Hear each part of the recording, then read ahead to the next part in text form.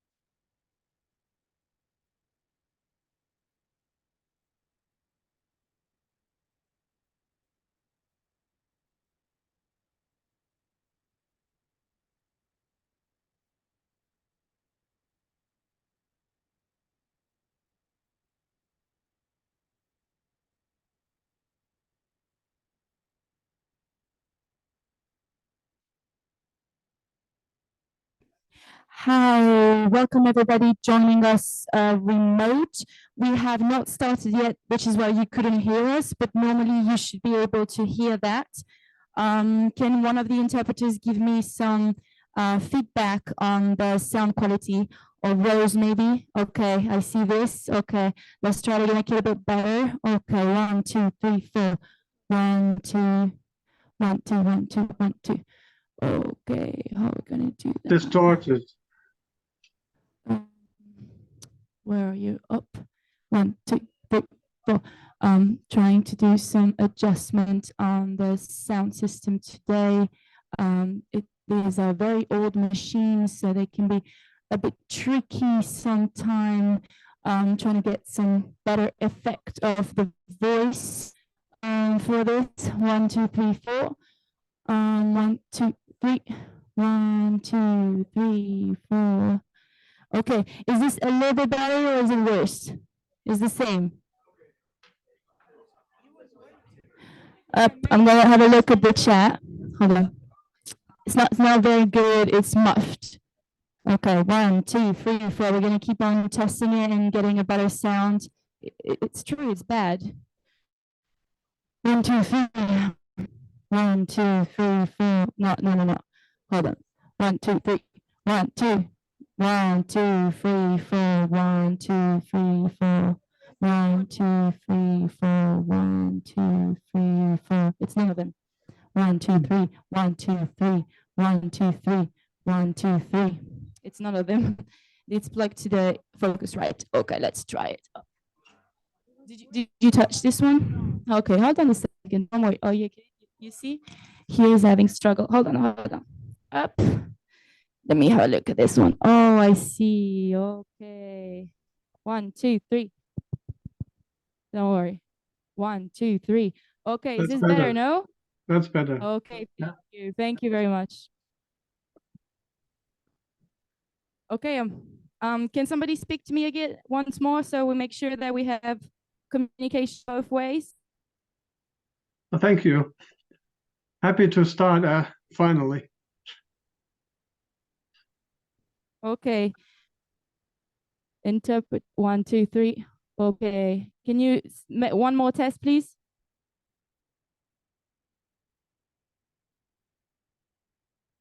Can you speak a bit more, please? 1, 2, 3, 4. Okay, thank you. This is better. You hear us well? Yes. Okay, thank you so much. Sounds okay. Like this is okay. Miriam, I see your hand risen. You can connect to me on WhatsApp if you have any issues. Are you missing your booth partner? Maybe let me check that. 1 second. Sorry for the delay. Also, everybody will be getting started in a minute. Up. Where are the other interpreters here? You're not host anymore? Okay. Okay, thank you. We're gonna get started. 1 second.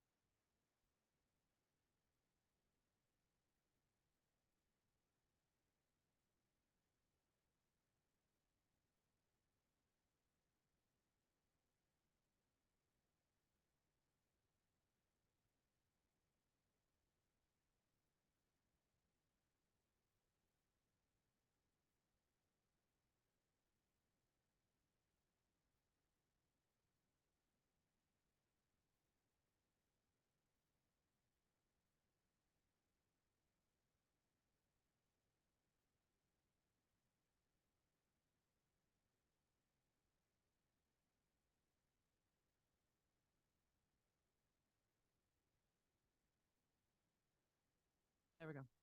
Good morning, everyone. Yeah, okay. Good morning to all of us in person. Good afternoon, good evening to those joining online and other time zones. Welcome to the Feminist Economy session at the Global People's Assembly. Thank you so much for being with us, and so sorry for our delayed start. I know that's particularly frustrating to those who've been sitting there online waiting, so apologies. It is General Assembly, it is raining, there are checkpoints. We're also supposed to have coffee, tea, and breakfast arriving at 8:45, which is apparently still coming. So when that comes, we can just have a tea break and get coffee. We can be fairly informal. So my name's Katie Tobin. I'm a program manager at We Do, the Women's Environment and Development Organization, and also one of the co-conveners of the Feminist Action Nexus for Economic and Climate Justice. So I'm really, really excited to be moderating this session, which is organized by the Women's Major Group and the Civil Society Financing for Development Mechanism as part of the Global People's Assembly. So I think we all know how important this space is, especially given what's happening across the street, where we see space for our discussions, for our presentation of systemic alternatives, for our feminist and rights-based approaches shrinking with every year, especially with the introduction of the Our Common Agenda frameworks. This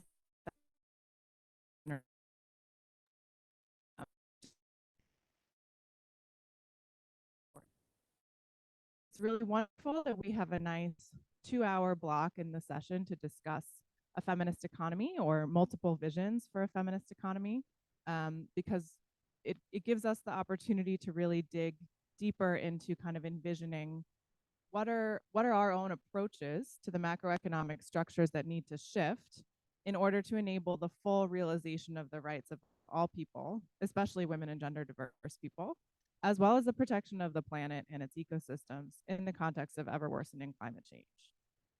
So today we're going to come together to share an analysis, to build a deep understanding of the key principles and the transformative potential of a feminist economic framework. We'll look a little bit at how our current economic systems perpetuate gender disparities, as well as the destruction of our environment, as well as a whole host of other terrible things. And we'll also hear examples of feminist initiatives and policies that challenge the status quo and direct us towards a more transformative future. We are not going to be having a panel. We're going to be having a fishbowl and an actual conversation. We'll try to disrupt the way things are usually done.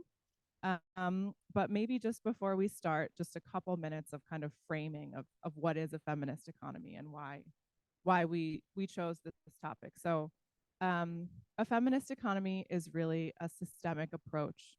Hold on, sorry. Sure. I'm trying to, make up for lost time, but I will slow down. Sorry to the interpreters. Thanks. So a feminist economy encompasses all kinds of demands that justice-oriented movements have been bringing to the fore for decades. That includes tax justice, trade justice with a gender lens. That includes debt justice, ever more important as debt crises get even worse with the COVID pandemic, with the living crisis, with also climate change. And sort of that piece of the puzzle is about generating revenue for public service provision, because we know that that's essential for advancing women's rights, but also in general for the rights of all people who face marginalization and discrimination.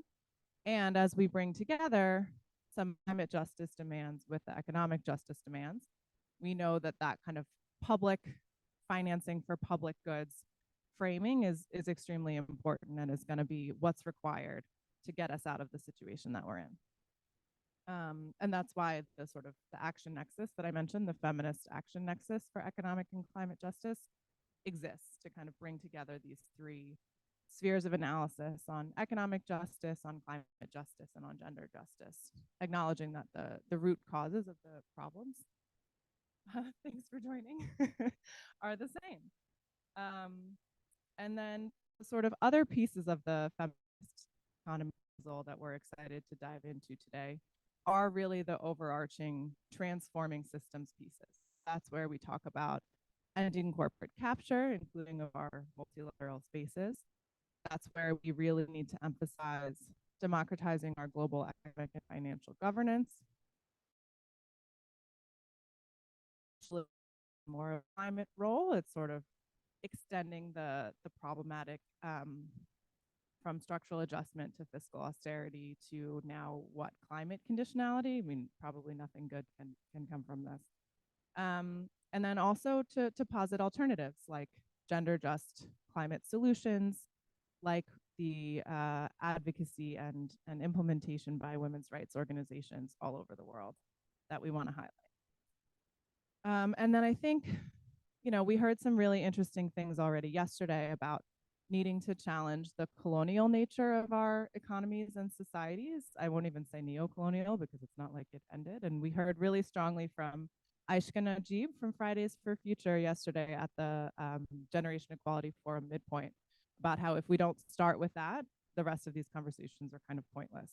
So I think that's also something we want to incorporate into our discussion today and into our visions for a feminist economy. So, as I mentioned, we're going to have a fishbowl. We have our first round of speakers here. Thank you all so much for joining. And we'll have about 40 minutes for the first round. So each of you will have about 2 minutes to answer the first question. And we'll sort of pass among ourselves, hopefully even respond to what your colleagues have said. And if you know, I'll jump in where I need to. And then after about 40 minutes, we'll have at least 1 or 2 of these speakers, if they feel that they're done, can join the audience. And then we have a couple more speakers lined up to join us. And then hopefully we'll do that one more time and then hear from our final round of speakers before we close at 11. Okay. And as I mentioned, at some point in all of this, we're getting coffee, tea, and food. So we'll see how that goes. So I'll introduce our speakers. I'll start from my left. So all the way on the left, we have Abia Akram, who's the founder and head of the National Forum of Women with Disabilities in Pakistan. Abia, thanks for joining us. Then to my immediate left, we have Jennifer Del Rosario Malonzo, who's the executive director of EBON International, very well-known organization of the Philippines. To my right, we have Chantal Umohoza, who's a member of Resurge, Realizing Sexual and Reproductive Justice, based in Rwanda. Thanks for being with us, Chantal.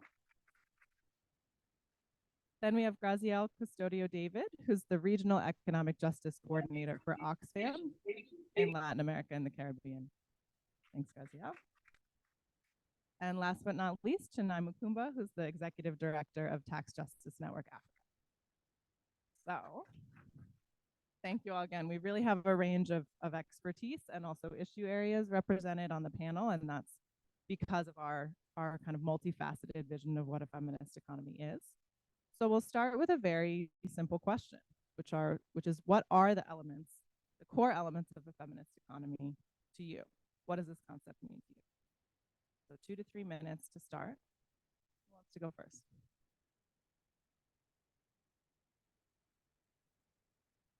Thank you. David?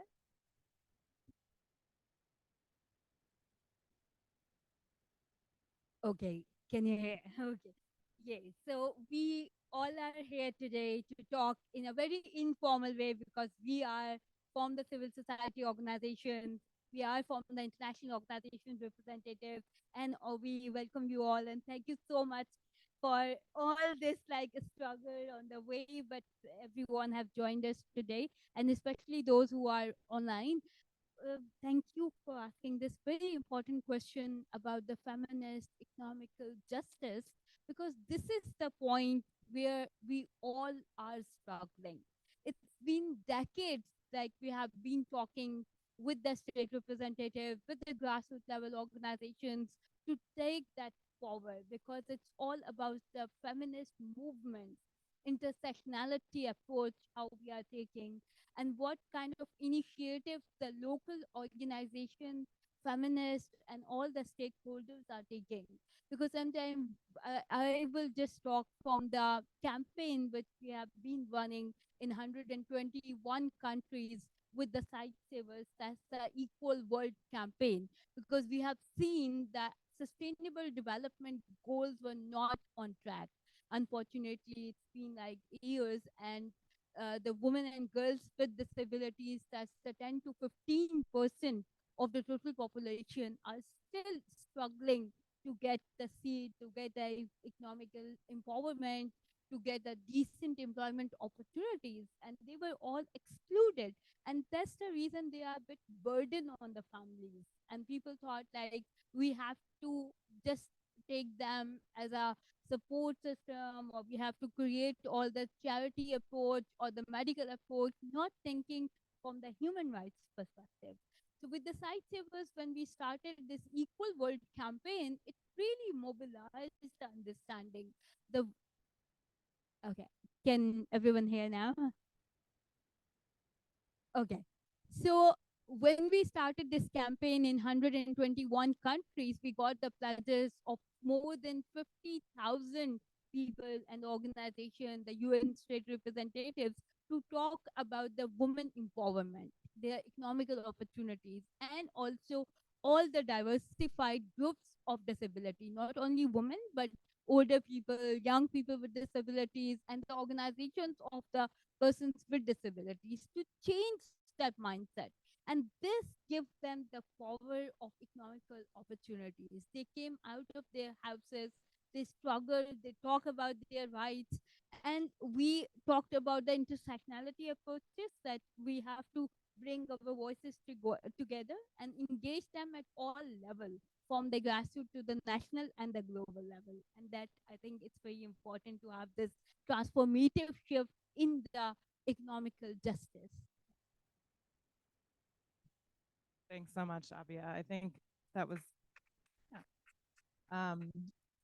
really interesting points, kind of connecting the need for what women's economic empowerment to the broader systemic framework. And I think that's the sort of lack of that perspective is one of the reasons that the SDGs are off track, right? I think a lot of us who are around when they were being formed talked a lot about the need to address the root causes of why things are the way they are, if we expect to change them.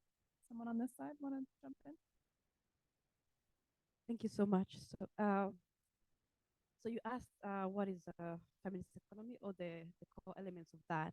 I think I want to first quickly also just highlight maybe or kind of share that what it is to begin with. A feminist economy for me, and from what I understand as a feminist economist, to just state that it's not something new. It's been here. Feminists, you can talk about Marxist feminists from way back in the 1960s that have always highlighted how women are exploited, how capitalism creates and reinforces inequalities. So these conversations have been going on for a while. And so feminists have been working, let's say, in different spaces and sectors to kind of push for different ideas about what feminist economy should do. To this date, I think I would say that the biggest challenge we have is that we are working that in siloed approaches. We talk about tax justice, debt crisis, and all that. So, but all these ideas are still there. So, but when everything fails, our governments and everything, they come back to the feminists and say, how can we fix these issues? We have laws, for example, on abortion, but we don't see things working. We have laws that punish gender-based violence, but we're not seeing the impact. So then the response to that is that we have to go back to the drawing board in terms of how economies operate. So for me, the core elements is to first look at the structure of the economy. How is it structured? Here we talk about what is valued and what is not valued to begin with. That's where feminists are talking about the care economy more constantly, about how it's not included or even valued at all. We also have to talk about how it's governed.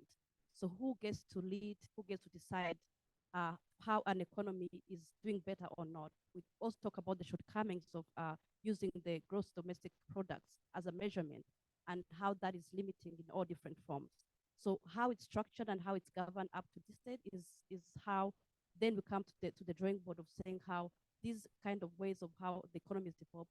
I think from the African feminists, we're also discussing how we're dealing with a development model that is extractivist in nature. So that means it is not there to center care, it is not there to center people, it is there to make things, to deprive, I would say, to worsen the situation, to increase inequalities, to disempower in different ways. So everything that we care about, that we talk about, be it social, be it education, be it health, where we're seeing gaps, we have to go back to drawing board in terms of how the economies are shaped, who gets the wealth, the distribution, and all those kind of aspects, and how we can connect everything together to respond to the challenges that we're talking about today.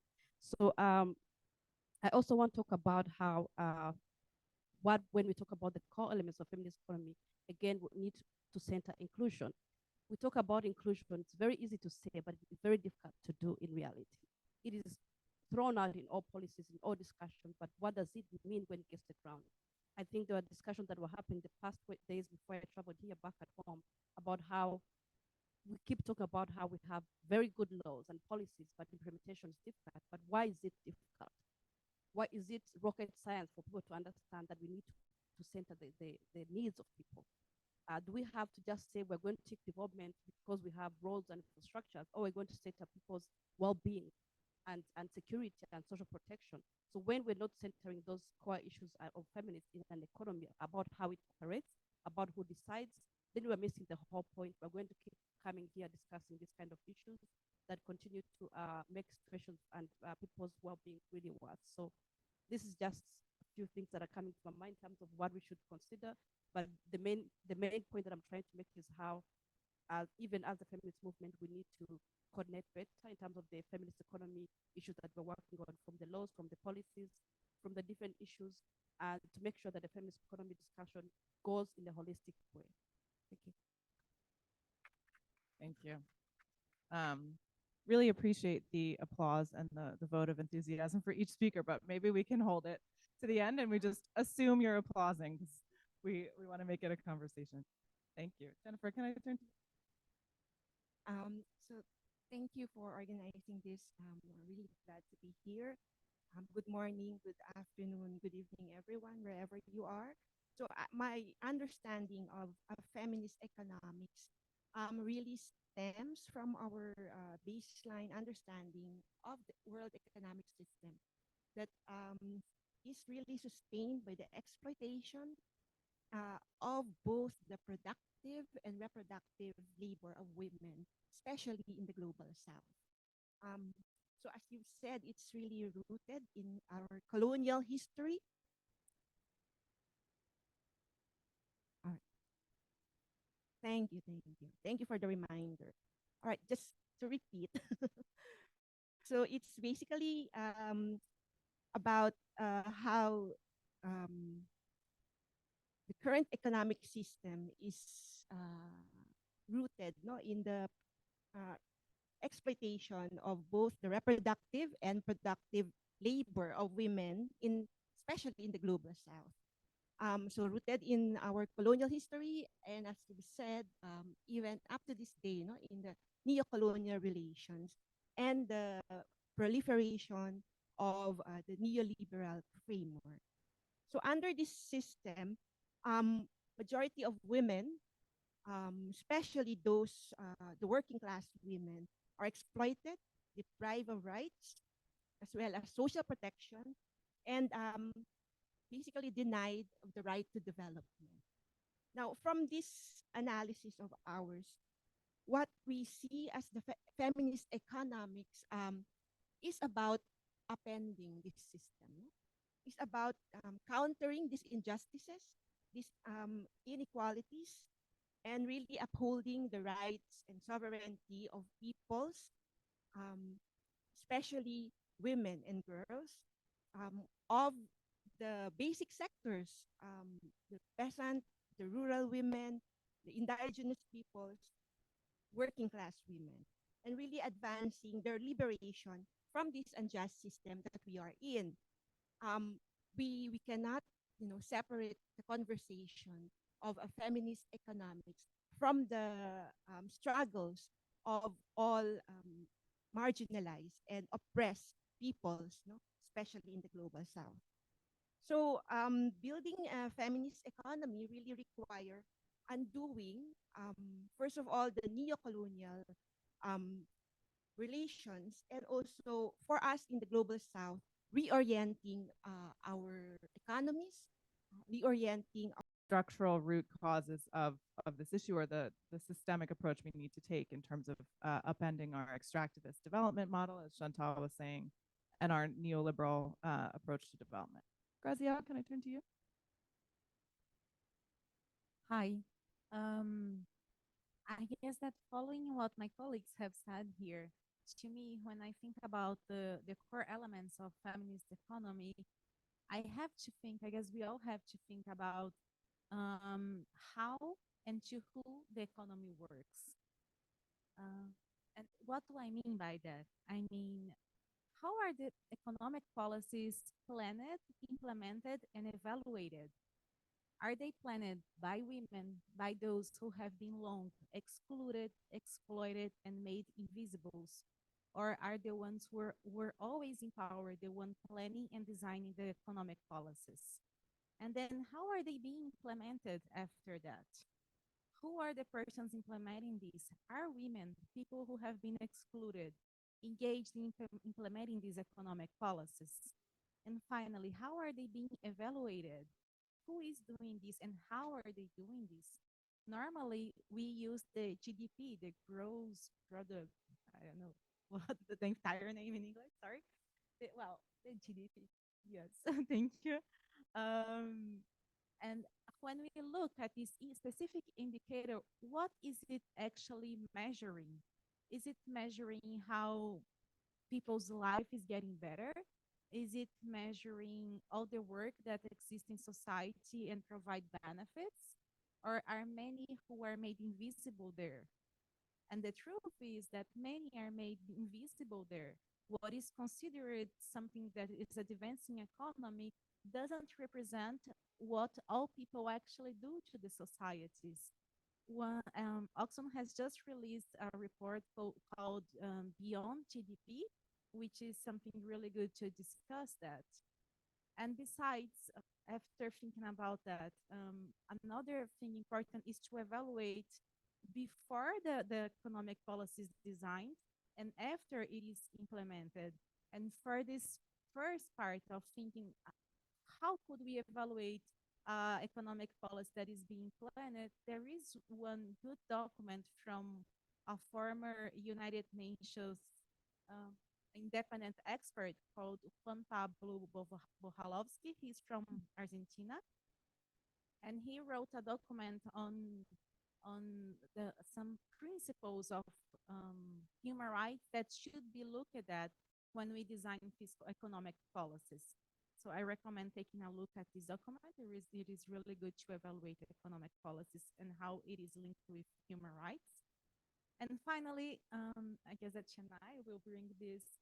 We can look at specific policies like fiscal policies, tax, and gender and feminism.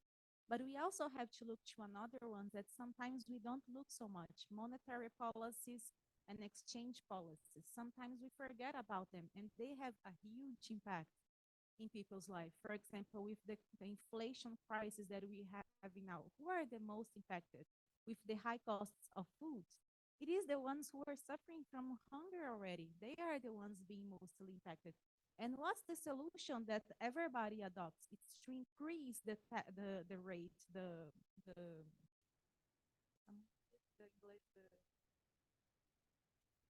interest rate. And is that really a solution? Because that actually makes it harder to have debt and pay for it. And normally who has debt are poor people or those who are trying to start something. So these affect them too. Other solutions should be found for this. Instead of increasing interest rate, governments should actually have some food supply to provide and be able to reduce prices. They should be able to make public loans so that people could access them and improve their lives. So there are other alternatives, and I believe that these alternatives are some core elements that we should look at.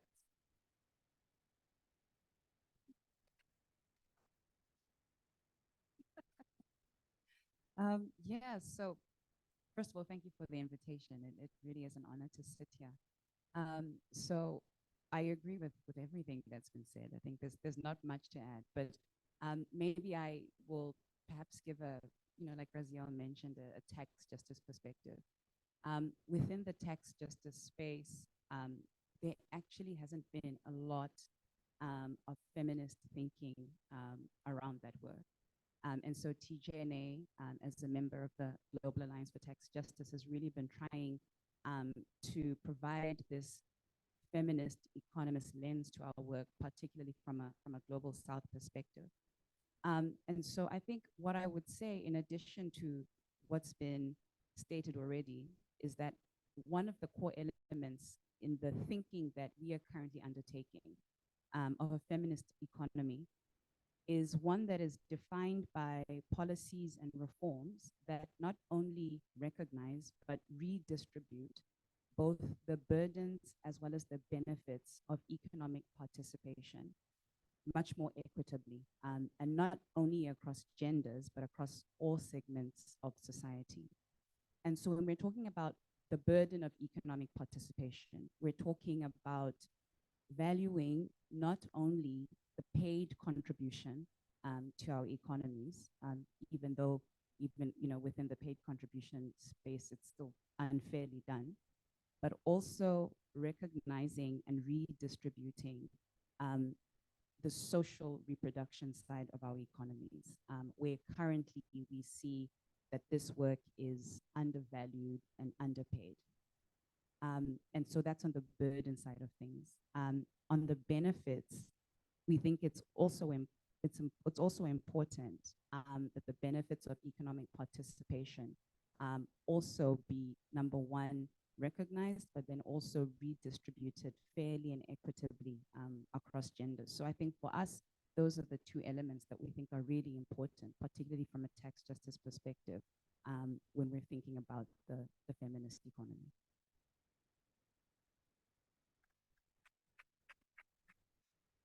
So some of the issues that are different feminists in different contexts, I think for over years been working on, and maybe helping us to say ticking the box is to ensure that they are somehow gender responsive or feminist legal and policy frameworks. So over a number of years, this feminist and this green movement that is also talking about the shortcomings of only having, for example, criminalization laws on issues that affect women, for example, gender-based violence and other issues. And when you look deeper into that analysis, you will see that it all comes back to the economics, because having laws is not enough. So what is enough?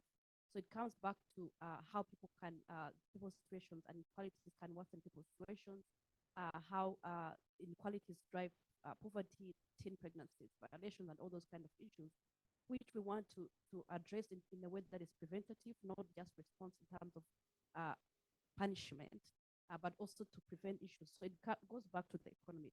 Why I'm talking about this is that we also have a big number of organizations in African context that I know that invest lots of resources and time, for example, working on national gender budgeting, which is like really important. But you understand that sometimes they get wins, sometimes they don't.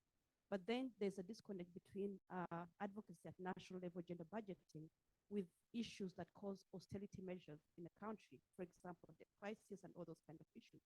So you can stand on top of a mountain and discuss and talk about how you want more money allocated to health or whatever.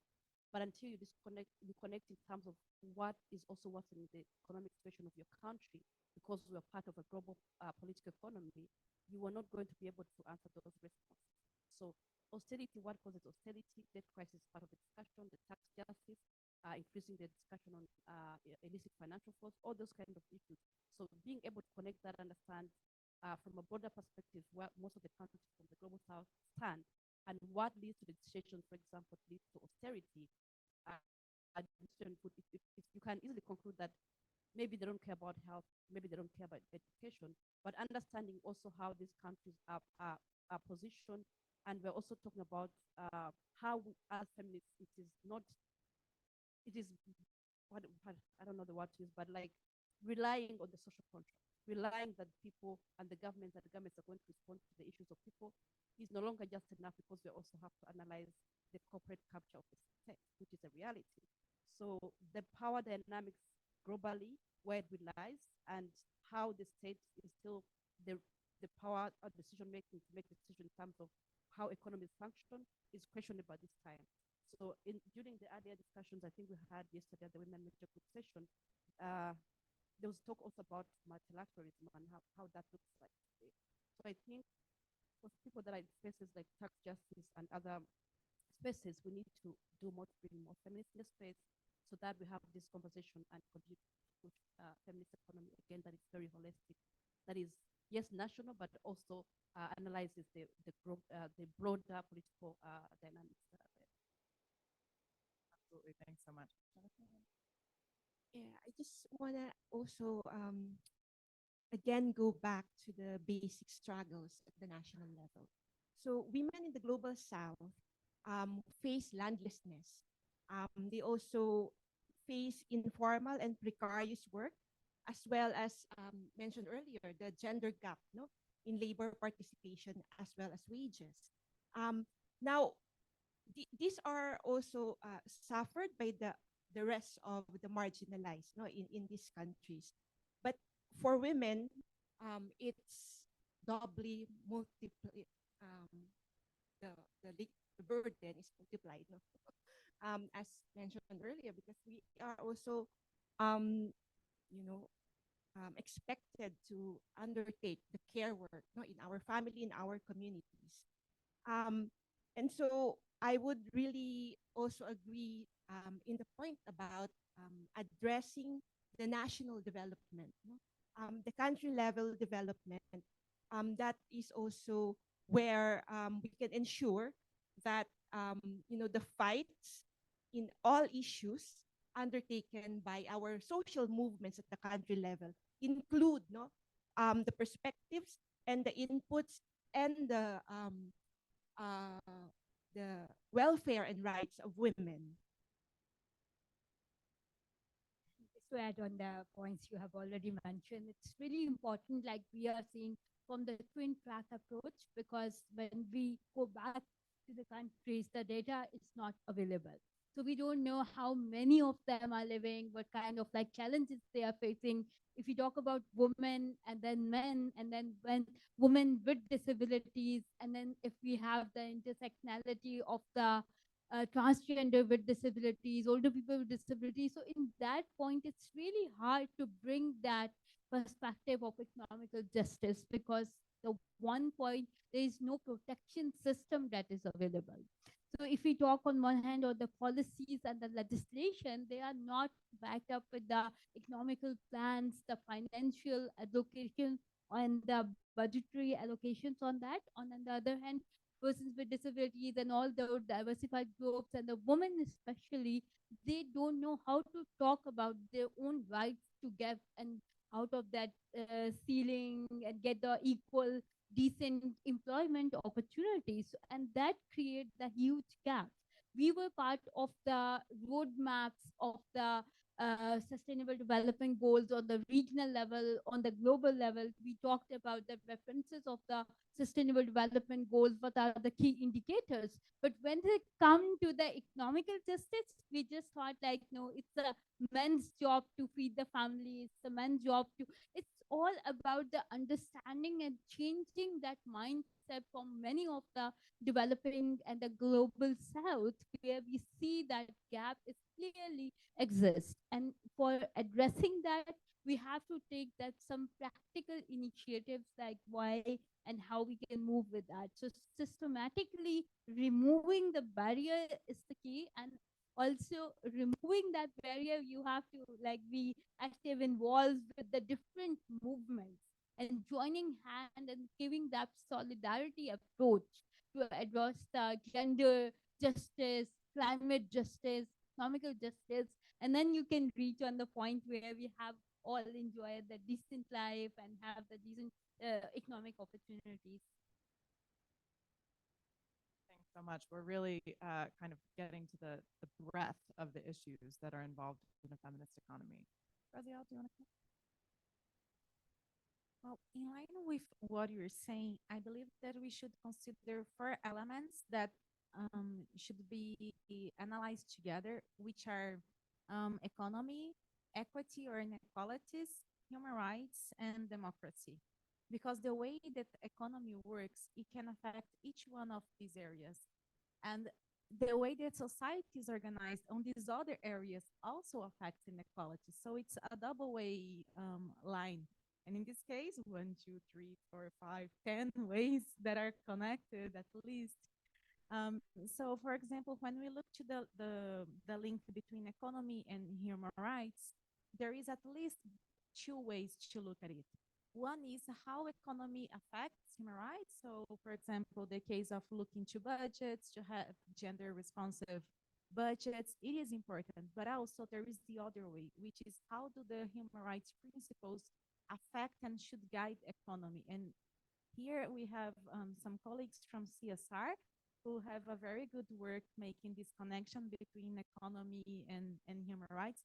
Actually, we have just released a document that Oxfam supports CSR and ASIR on fiscal rules and human rights, which are, because sometimes we talk about tax and we talk about budget, but we forget that there is a law that is behind that, which is the fiscal rules. And sometimes they can make it impossible to have a more progressive and gender responsive tax and budget. The other line is economy and inequality. So we have, if we have a very unequal society, it is really hard to have an economy that works for all, because those who are in a position of power, they are going to say how the economy should work, and it's going to work for them. And finally, when we have this situation going to the extreme, what we have is the democracy is affected in these countries. If only the powerful ones, the richer ones, are deciding the economic policies, the democracy for sure will be affected in these countries. Latin America and the Caribbean are living a very hard moment where the far right is returning to power in many, many countries in the region, and the civic space is being closed. And the effect on that is that the economic policies are also becoming every time more unequal, and in the small details, like reducing a budget for rights with austerity and increasing the fiscal benefits or the fiscal privilege to the richer ones, but also on the entire design of the economic policy. So if we want an economy that is good for women, that is good for Afro-descendants, for indigenous people, from rural people, persons with discapacities, we need to have an economy that looks at democracy, that looks at the inequalities, and looks at the human rights. We can't have an economy that works for itself.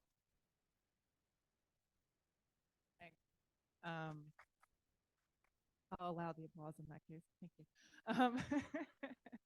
So I feel like we could keep going with this round of speakers for a long time, but I have a feeling, although I gave my phone to Maitri, so I have no idea what time it is, that it's time to okay.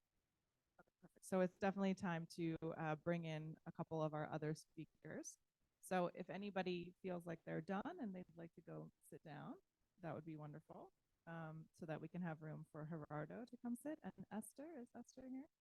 Oh, you're Esther. Yeah, thanks. Yeah, you can come back later. Don't worry. Okay.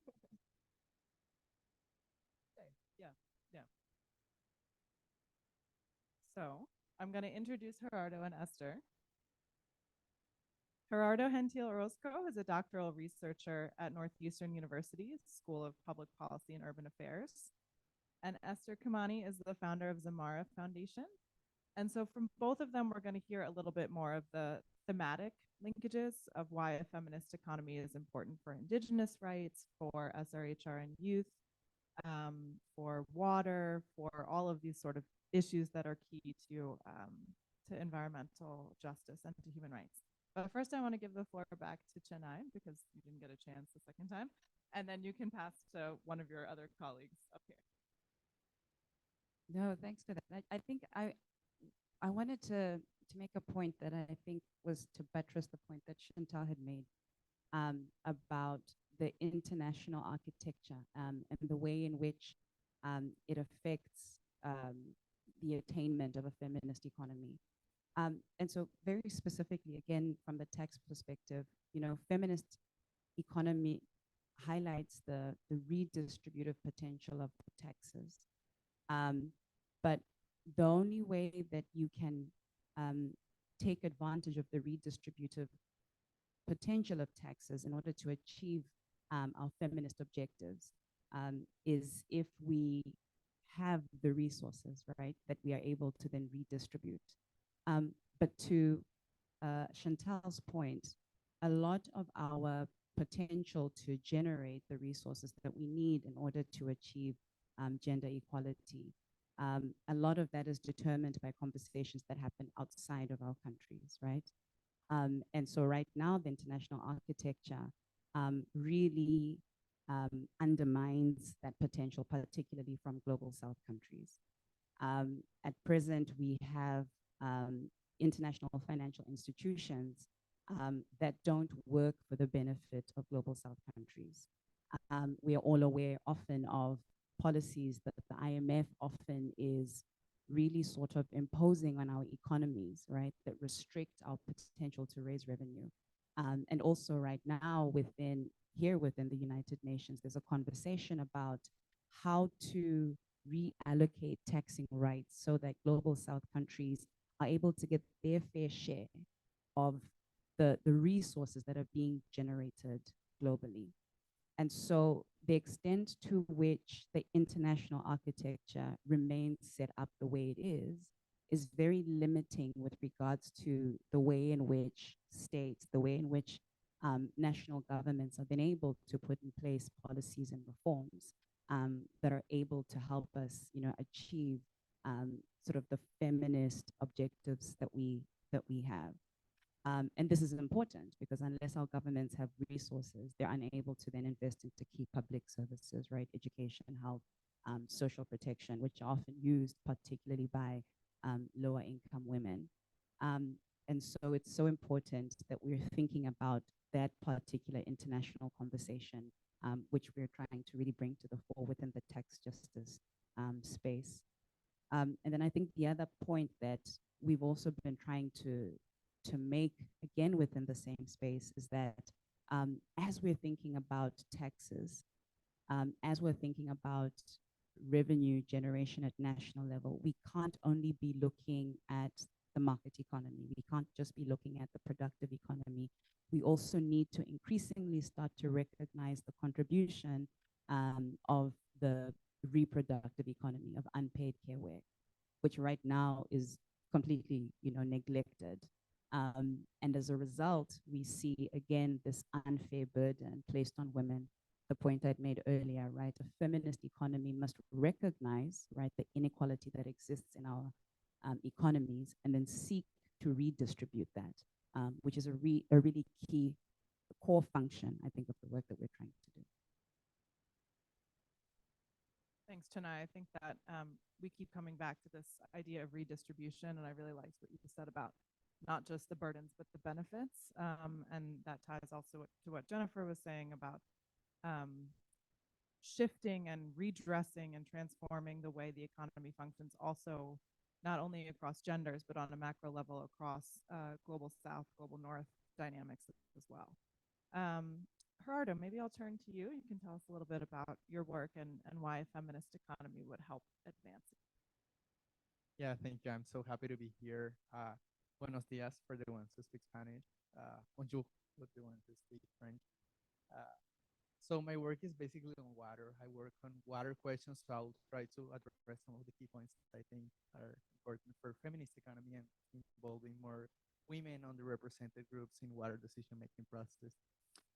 So we've been talking a little bit about those key points of feminist economy and how it's like an alternative response to traditional economic frameworks that are usually excluding underrepresented groups, such as women, indigenous communities, youth, and other types of groups. I actually come from Colombia, where we have more than 87 indigenous communities that are being excluded from a lot of economic frameworks on where they lack participation. And that's actually one of the key things I wanted to mention. Public participation is key for building a fair feminist economy.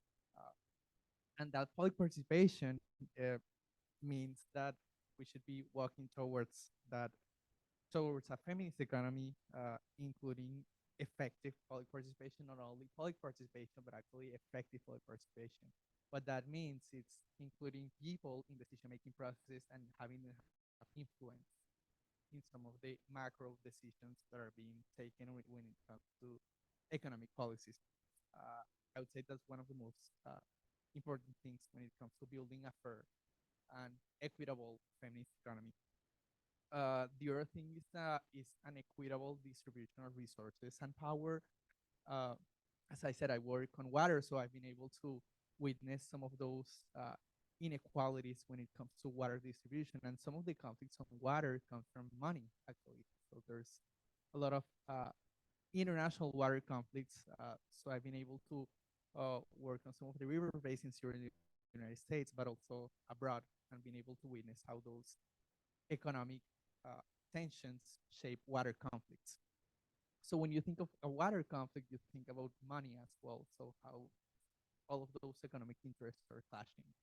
And some of those economic fights, let's put it like that, usually exclude underrepresented groups such as women, indigenous communities, and youth. So, and I also wanted to mention one of the things of being second in this fishbowl methodology is that a lot of great things have been said here, but it also gives you the chance to think about and reflect on some of the things that have been said here. So one of the points that some of you mentioned were intersectionality. I think that's key in this discussion, meaning including different actors of society that includes, as I said, women, indigenous communities, and youth. The other thing is actually recognizing that those inequalities exist. That's the first step to take before addressing those challenges. So we recently have the UN Water Conference just a few months ago. I was actually to meet some of you there. And some of the things we talked about were those inequalities in the water sector. So there's a depth with women in the water sector. We talk about menstrual health as one of the main important things when it comes to water. And that's also shaping the discussion about feminist economy. How do we address those issues? So those are basically the main key points. And some of the great news when it comes to the water sector, we are actually going to have the next UN Water Conference in 2026 and the following in 2028. So we're looking forward to addressing those challenges. Thanks, Gerardo. I really appreciate your linkage of the sort of very specific sectoral issue of water with these broader themes of intersectionality, of inequality, of who holds the power, who holds the financial purse. Not always, these issues don't always come up in some of the more technical discussions about WASH. So really appreciate that also attention to the role of the state. I think we're really coming back to another theme of a feminist economy and of this conversation is the public provision of public services, public financing, public participation, as you were saying. So really returning that sort of sense of the people to how government functions. Esther, would you like to come in and tell us about your work and why feminist economy is important? Thank you very much. And I'm so glad that I'm coming at this point because most of the, points have been mentioned. But as mentioned, I think one of the things that comes into mind is for actors that are working on sexual reproductive health and rights, at times it becomes really maybe challenging to even think about how is the interlinkages between reproductive rights or sexual reproductive health and rights and economy and feminist economy. But then again, when you think about it, there's that very connected nature. So we talk about the reproductive labor that women have, and just the aspect of you decided you're going to have 3 children. That means those are so many years that of taking care of the children, and we know that unpaid care work is not really looked at as is not recognized as part of contributing to the economy and development of a country. So then when you think about feminist economy when it comes to reproductive rights and reproductive justice, you think about distribution of unpaid care work. How are we distributing it across all genders, and what are policies do we have in place to ensure that then women can be able to continue doing their reproductive labor and rights, actualize that in an environment that also allows them to actually contribute to the economy. So that's one of the things that I wanted to mention. And also that the aspect around, a feminist economy that is, has a just distribution for all without monopolization. And talking about, let's think about the, our health systems, who has the power? Now we know that there's a conversation around privatizations, and, I'll speak about Kenya, where I come from, and we are seeing, our countries and our leaderships really thinking about how do they prioritize, how do they privatize, health.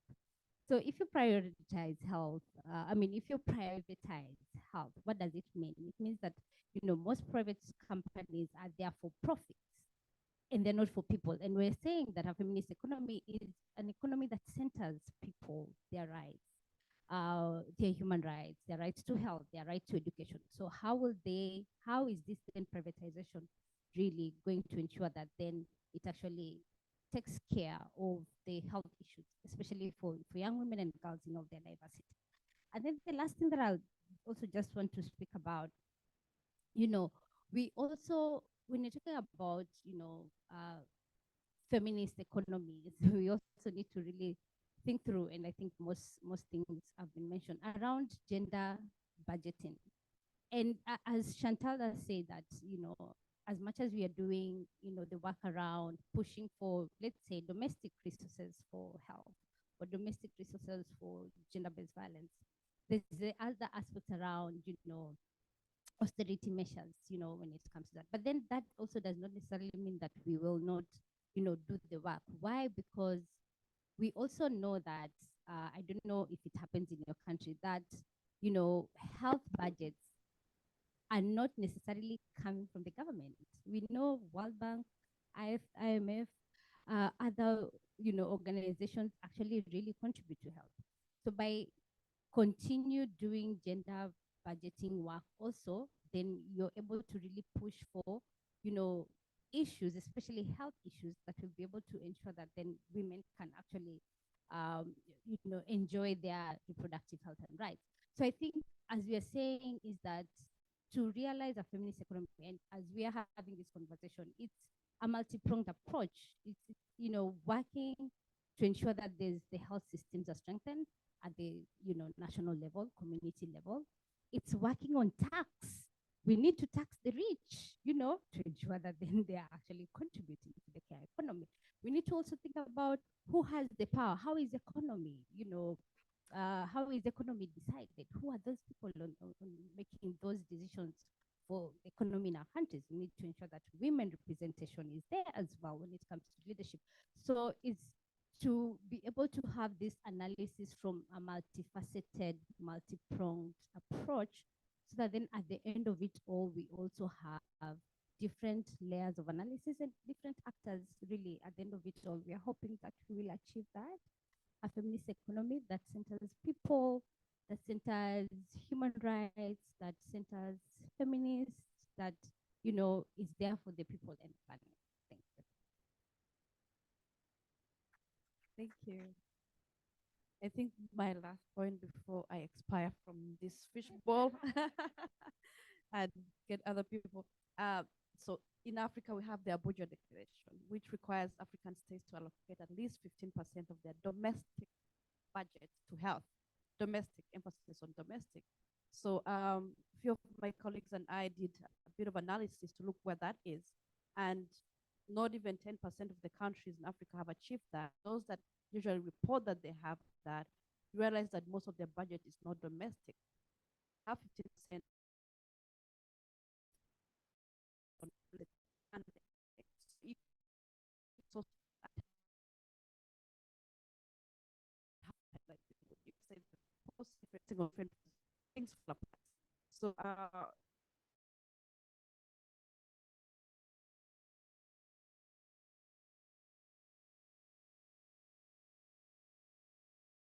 it's all that we care about. So it's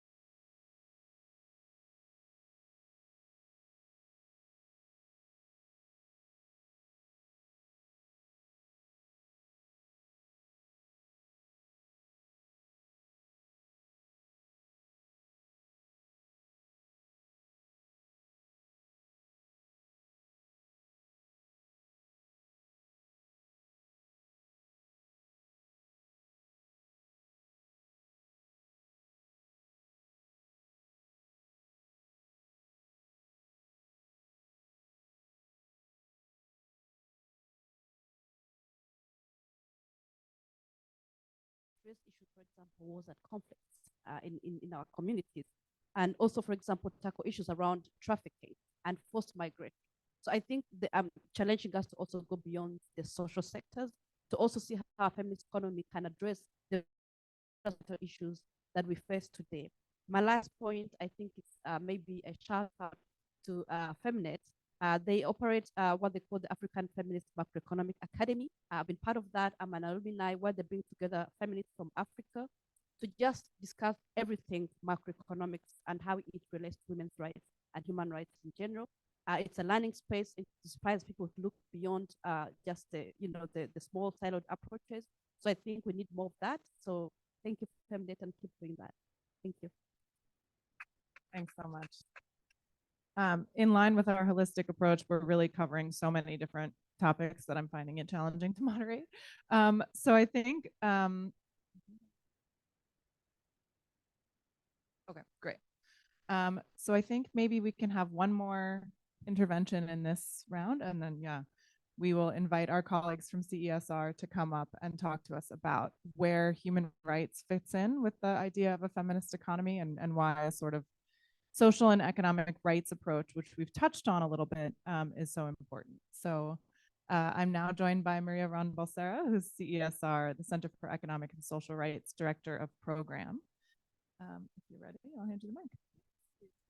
I cannot tell you how much of an honor is this to be among you. It is amazing the amount of energy that we have here and how important it is to be talking about a feminist economy. I wrote some notes because I want to say so much and I will have very little time, and I will try to speak on the microphone. So women and girls are disproportionately affected by the public crisis of debt, inequality, and the climate emergency. We have an international financial architecture that was designed to maintain colonial, patriarchal, and anthropocentric status quo. For instance, as it has been already discussed, the GDP is designed to measure only an economic growth from a really narrow perspective. And this influences the decision making, and we all suffer as a result. This really disregards, it has already been covered, unpaid care work, okay? And this results in women and girls disproportionately taking this burden, becoming involuntary shock absorbers and subsidizing the economy. We need a structural reform of the global financial architectures. We need a rights-based economy, an economy that works to advance human rights. But without resources, we cannot guarantee human rights. And this is why we really need tax justice, right? We don't need more debt solutions, as Jason was talking to yesterday. So with the global tax abuse, the prioritization of debt repayment services, the pursuit of the neoliberal policies, all of these lead to violations of human rights. The lack of gender-responsive public services, such as health, education, social protections, but also water, transport, energy, right? Again, this has a disproportionate effect on women and girls that end up paying a lot more, paying with their bodies, paying with their time, paying with their opportunities. We see that the austerity fiscal consolidation, the public sector wage bill constraints that keep being prescribed over and over by the International Monetary Fund, this again results in human rights violations. And again, as we said before, women and girls pay with their bodies and time and their opportunities. We need an intersectional feminist economy that works for the people and the planet, a rights-based economy that recognizes all of this unpaid care work. The current idea of development focuses on an endless pursuit of economic growth as measured by the GDP and does not take into account all of these social, reproductive, and the planetary boundaries. And unsurprisingly, economic policy shaped in this pursuit has resulted in the extensive environmental and ecological degradation and soaring levels of inequality. The dominant economic measure, well, I already covered that, so I'm going to. So we really need that just distribution of power and resources that enables current and future generations to live with dignity in the full enjoyment of their economic and social rights. Raising resources and spending resources, as we were talking before in terms of budgeting, to achieve gender equality. This reallocation of taxing rights internationally, but also domestically. The is crucial. And at the moment, we are living at a really opportunity. And I would like to take this momentum to rally behind the UN Tax Convention, because activists working on women's rights, we should really be like rallying behind. Excuse me. So we just need to change we need to change the current exploitative narrative that dominates the economy and the international financial institutions. And we need to articulate and advance a rights-based reform of the rules and institutions that distribute global economic power. For that, we need to build synergies between economic alternative visions to strengthen collective power and advance right-aligned transformation. I'm not getting emotional. I also have a bit of a cold, but yeah, thank you. Thanks. Really appreciate that very extensive but quick synopsis of a rights-based economy and why it's important. Gerardo, do you want to reflect on that? Yeah, so I think you mentioned a lot of key points in here, especially who pays the price, right? So a few years ago, I actually ended up being in a lawsuit that stopped fracking in Colombia, because I actually come from a law background. And one of the things I've been able to see is actually who pays that price, which is ultimately indigenous women who live underground, that are affected by all of that contamination. And the conversation goes back to water, that groundwater that it's being contaminated by these fossil fuels.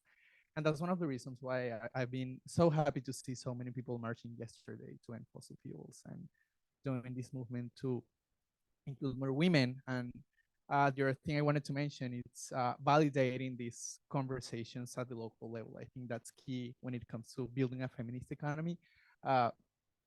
So yes, going behind that structures of power is important, but also building local conversations about feminist economy, it's important, and that it's why spaces like these are so important and so critical. And also one of those guiding questions are our good practices of those feminist economy building. And one of the things we saw at the UN Water Conference was the signing of that Water Justice Manifesto that was actually supported by so many women grassroots organizations. I think that's a very good example of what public participation can do when we want to move towards that feminist economy framework. The other thing I wanted to mention is I ended up having a conversation at the UN Water Conference as well on water circular economy. I think that's key as well when it comes to building economics that works for everybody, because for me, a feminist economy, it's the people's economy, because it benefits everybody, and that's for real. So one of the key principles of those water circular economy can guide those steps towards a feminist economy, and those are eliminating waste and pollution. That's key when it comes to building a fair and an equitable feminist economy. Circulate more products and materials at a just value, and regenerate nature. I mean, building those relationships between people, but also with nature. I think that's key when it comes to building a feminist economy.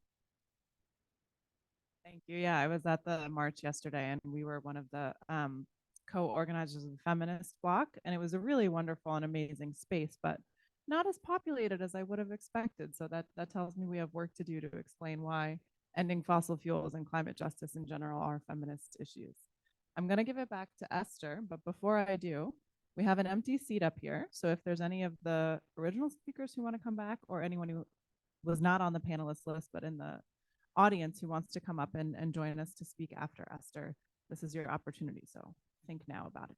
Esther. Anyone, actually, that's how we put we made sure that the conversation is a fishbowl system, so anyone can come. I think for me, when she was speaking, one of the things that really came into mind was I work with young women and girls in the community, and I remember a friend of mine years ago who was doing amazing work in the career, and she got pregnant. And when she got pregnant, after getting pregnant, she had a nice, amazing baby girl, and then she was sick for like 3 years. And for me, really, during that time, one of the things that really stood out, why I'm even sharing it, is because then before she got pregnant, she was on that amazing career trajectory. So from the economic point of view, it means that she was of economy. Then she got pregnant, and people were so happy. But then again, getting back into the, working system, most of the questions that she was being asked was like, oh, these 4 years you've been out, you are doing nothing, how can you be able to justify that you have experience into this job? You are just doing nothing at home, taking care of the child. So, and then that really showed me how the reproductive burden on women and how it's being looked at within the economic justice point of view is that it's not acknowledged, it's not distributed. Even within the society, no one feels like they can actually be able to take that burden. If you're not actually going to the office 9 to 5, you're not contributing to the economy. So why should this economy really care about you? And your work is to reproduce, so you have as many babies as you can. So that's, I wanted to share that, because then the other thing in terms of the questions that was asked was in terms of then the kind of movements that are coming up in terms of really challenging this notion. And I'm so glad, to see the different movements, but also just the reproductive movements that really goes beyond thinking about access to health, affordability, acceptability, and quality, to really thinking about what are inequalities, systemic inequalities that continues to perpetuate, the systemic inequalities that continue to perpetuate the inaccessibility of the realization of sexual reproductive health and rights, and how how the economy and also the governments have put measures in place to ensure that then these rights are not realized, and how can we continue challenging this. So we need to go beyond just the triple AQ framework. For those that are working on health, know that just really thinking about the systemic structures that continue to continue to perpetuate the narrative around the inaccessibility of health. And then the also other thing that I wanted to mention is in terms of political engagement and representation, especially for feminists. We are not there, and we all the time we're like, oh, what, we need to ensure that the political leaders who are women, there's that for me, allow me to use this language. We are entitled, even me myself, if I see a political leader who is a female, I'm entitled for her to really push for increasing domestic resources on health, on education, for them to be part of the tax justice conversations. But they know nothing, and we are not, feminists are not there. So how can we say that we want to have this feminist economy while as feminists, some of us are not on those tables? So I felt that then also that's also another aspect that we need to be part of in terms of like really the intersectionality and the interconnectedness. We cannot have this feminist economy that centers people, planet, human rights, without us being on the table around leadership representation, us being on the conversation around tax justice, without us being on the conversation around water conflict. So we need to be able to be in those spaces so that then we can be able to bring in the interconnectedness and intersectionality of it all. So yeah, thank you. Thanks so much, Esther. I think we're adding to our list of what a feminist economy is. It's systemic, it's intersectional, it's rights-based, it's a people's economy. Before I hand it over to our organizers to close, yeah, did you want to come join us for the fishbowl? Yeah, come. We don't have to. Yeah, absolutely. No, I don't want to. No, sorry, and I was happy to talk from there as well. My name is Adriana Allen, and I'm from Habitat International Coalition, a coalition that of social movements and civil society organizations that works and fights for a feminist approach to housing justice and to land justice, among many other key dimensions of habitat-based human rights. Listening to us, I thank you very much for all the speakers, but I couldn't help thinking about the conversation that is going on just a few meters away from us, in which we are not. And we know that the SDG Summit is starting today, and here we are speaking to each other about things that I know we are all passionate about, we are deeply convinced about. And I just wonder if we could spend perhaps a few minutes that we might have together to really think about what are the key things that we want to filter there. I know that we're all here to filter things that could change that conversation there.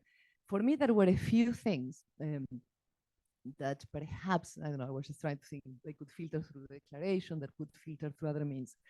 One has to do, clearly we have a massive role in reframing or changing the narrative. We know that the narrative is changing. I mean, this conversation wouldn't have happened in 2019 in the previous summit, and things are clearly changing.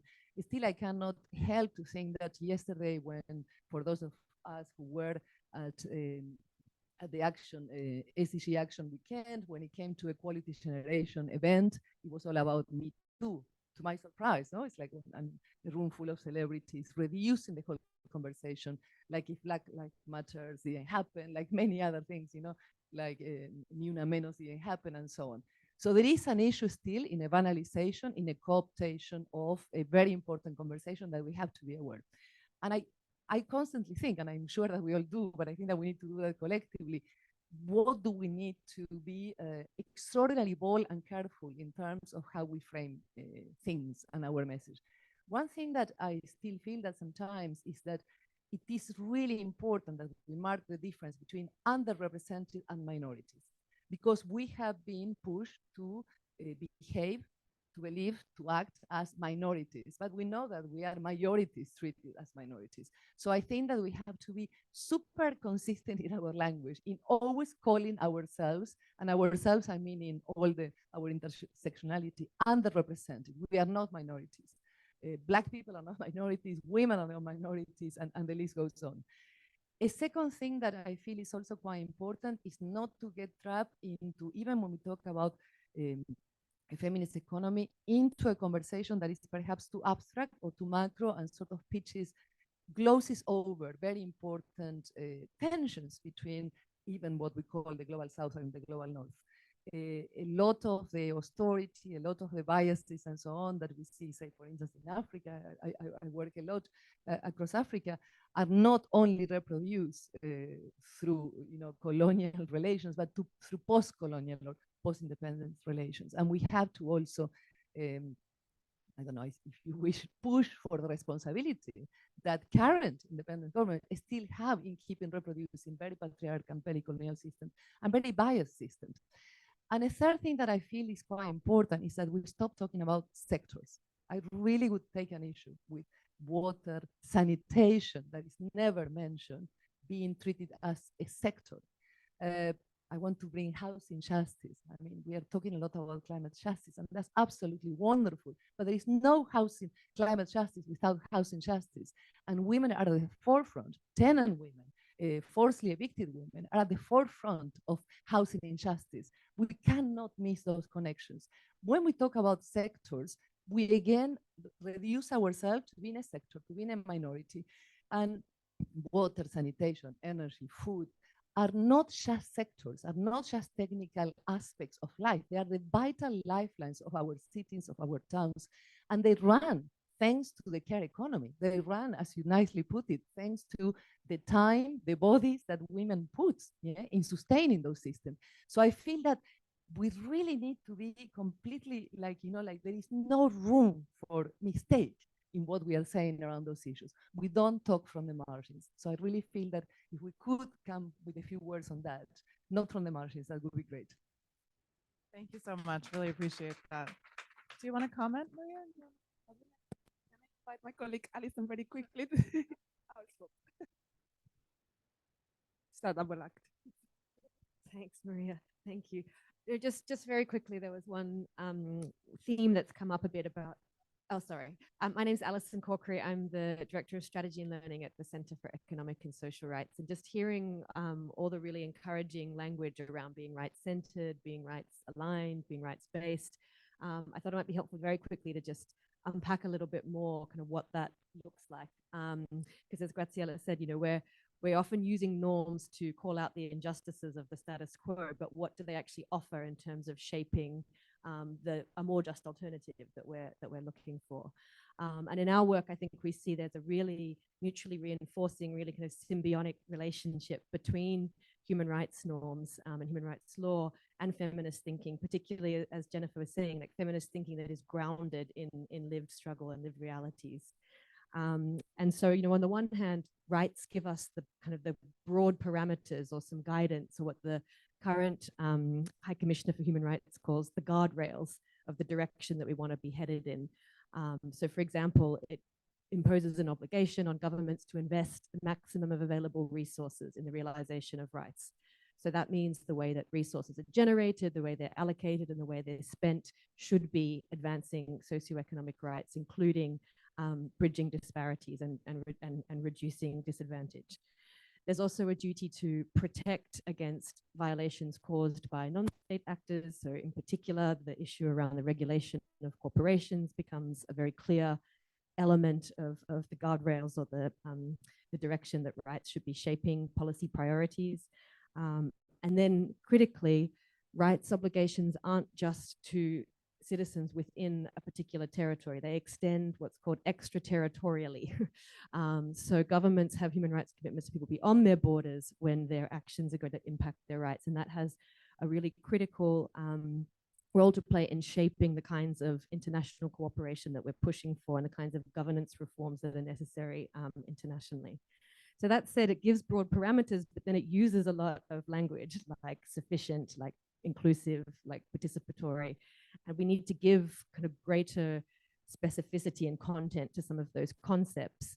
And that's where I think a lot of the kind of feminist economics work and other kind of justice struggles can give some more concreteness to those ideas.